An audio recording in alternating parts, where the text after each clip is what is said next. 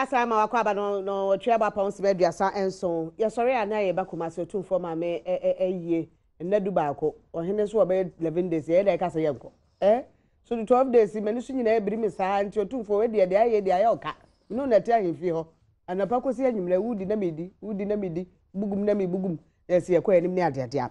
Na Newman College of Nursing Stefan Kolebra College of Nursing papa bi Kolen ko sua nursing won panie papa nya adwuma wo mutumi ko Australia ne ade enkoye exchange program e wa twuma tachiman from 0574 661117 0574 661117 na wako remedial school wasi utwuro bi na de hwe ho a Springboard College wo mbe mankwade ye tumi atwa kama kola no kra no wo musan wo school 1 to 3 ho yo mbetimi akobie wo ye SAT TOEFL GMAT any adia Springboard College or Reach Junction Medina from 02639501010 026395010 Mami Dagomba ya ma yako wahwere ne ba ya nemum wode Mami Dagomba wode dahiada ointment dahiada herbal mixture dahiada macho capsule dahiada capsules and afi dahiada herbal bitters wode aba montes ko pebito ebebo ye papa number ne 0242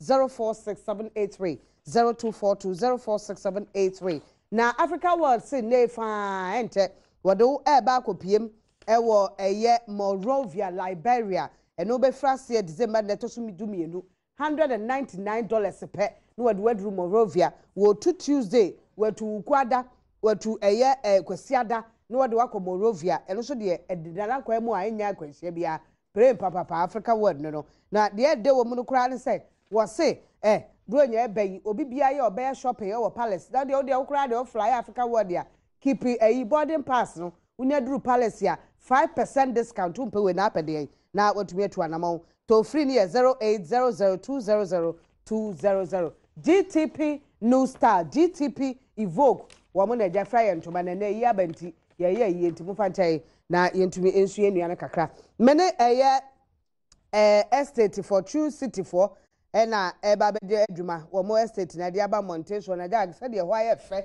ho ede amanfo bu afaso ko ho nti ena de bia mba bebo de roma wo no wo mo bua se de be ya unkoto dan fun mo landguard bi ema mete wo mo wo landguard bi mema slabs mbeku wo mbebrepu wo dan papa de na so tumi akoma kache asujwan Emmanuel ewa ha sei ena afenya beti ase wo mienu na abeka mensa ba ko sales manager baako ye sales officer akwaba da wona aboya mane for True City de omo ye nti boya mane de e pa na mo ye for True City me ya ba me da sin Fortune City estate Standard Ghana Real Estate AC na your West Hills morning echi na ye ka Standard Ghana Real Estate kan Standard abusuan ko no ho Standard abusuan ko no dwuma de bebre e wo Ghana Crodia mu clean soft washing powder you use if you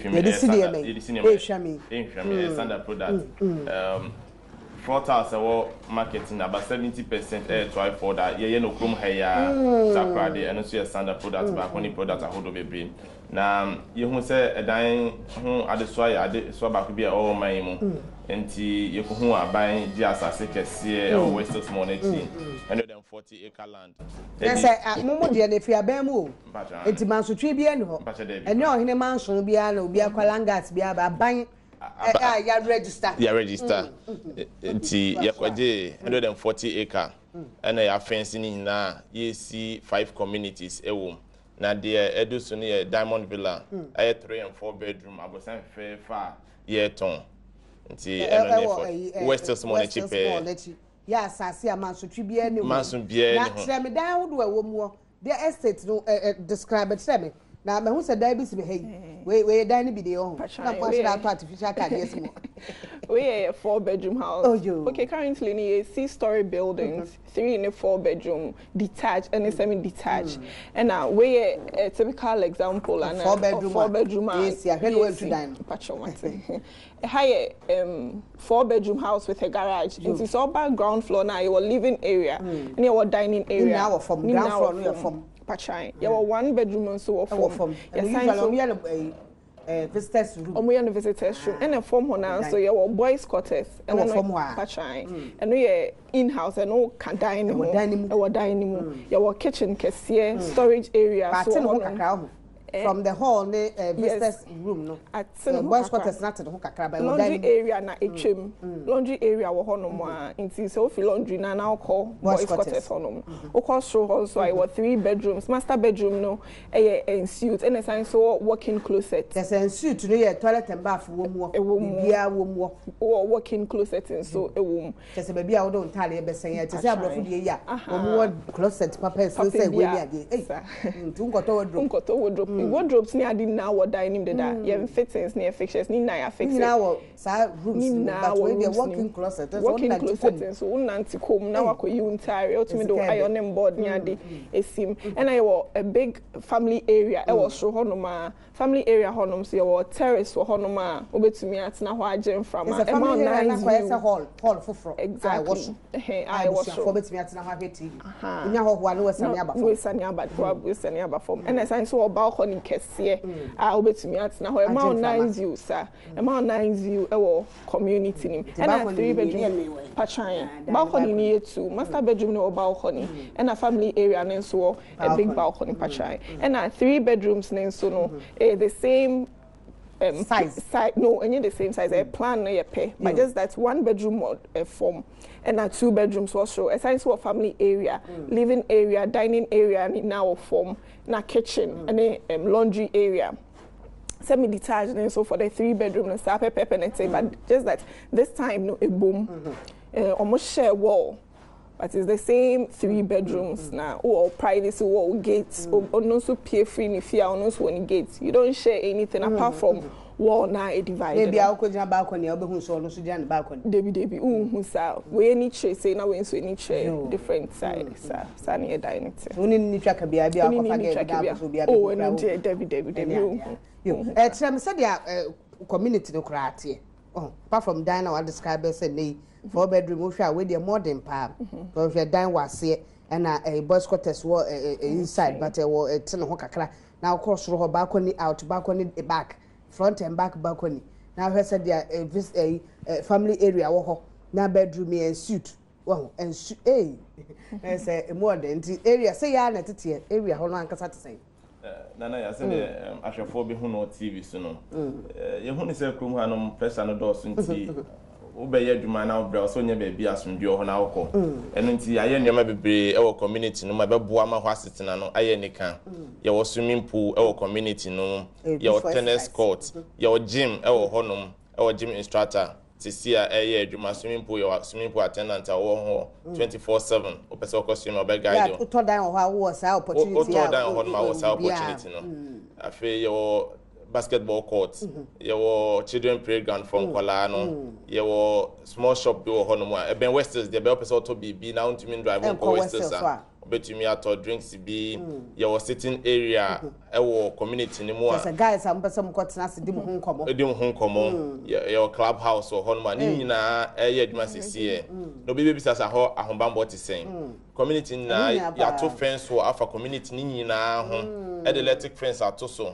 security for e wo hono phone to me free wo no be gate me na oni na security for tia no anopa ko si enumre ye the place for me and sabe can security for enuma e wo hono ho mo ye nwotwe and security very tight yeah adwuma o klasa opon na opia oni akonya se obewuram bio this anopa enti e ho ye tight estate management for no so bomodin obetena honom obola na otwe fa ne mienu tese ho asicha no bia ni nya fe na wa ukopɛ zoom lion fo ana wo mo e bola ebi akwaje o mo numbers ya register wa ade abra obola ne ade mo ama ye ni nyina eno ana bibi kitwa bia obetua na so all these facilities are at your disposal and ya make sure say community no be green enti ye duadu anua wo honom se na be from apabe fa honom na oba na oba ye adwuma okrum na obre na oba watimi anya napa ada enua no mo wa broche no e bia oba ope ba bia atena se na bia on first kama busuani bi ma enko ya asem no oba fortune city asase no akotwa obi picture fie de ya be kire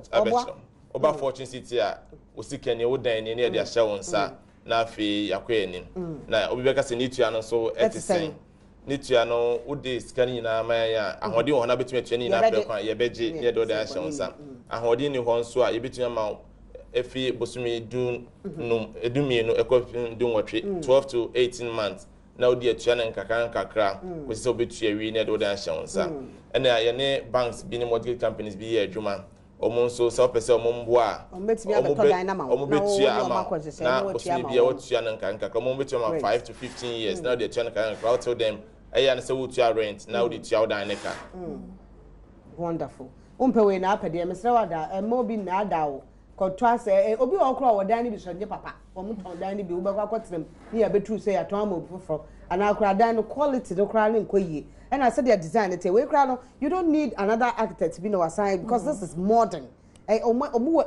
conform of foresight in fact wo mani abie and wo dey sisa modern house a wo mo ton wo enti I mean we share space wo ho kra na person ye bibi ka ho a obetimi aya ka ho and said the omaduadua nua no is very very nice pa na obi person okwohwe wo kan we dey say e bia de wo kan we ntro ti wo person okwohwe say de wo kan no eno na wo wa obenne. Okay, you are in contact, and also person over honoma be friend we book for an appointment. And no ye 05043100005. That's all. Let number say anka man go problem tobo. And yeah 05043100005. 05043100005. And another one is here 0540 114410. 0540 114410. Numbers to need now WhatsApp. And I think so with me visit over to me as try our website fortunecity.com.gh. Pictures ni nego. With me so for directions. We see what West Hill smaller. Yeah, signpost a guide about Fortune City. And you are quite. We see what Fortune. We see what West Hill smaller. You turn left. We about we name straight. We to ECG. We to Home Pro. We drew Honoma. You turn left again. We go straighter. You were two way back. We go straight and back. We go right. You take the right and we say Fortune City. Our left side. So sir, na. What they are being. I don't see that crack no. If you to be na ade be ma omo e pet dan ya to. Na o senties wo mtu amangamo e be Fortune City for dan ni bi ana dey make a chair ahwefo ni na say e dan ye so beto dan ye decision ba bia obe no abrabom ba akopɛ enti wo to ana wato papa preko a wabrabo aka ni na obetumi atenem enti enne the modern design about Fortune City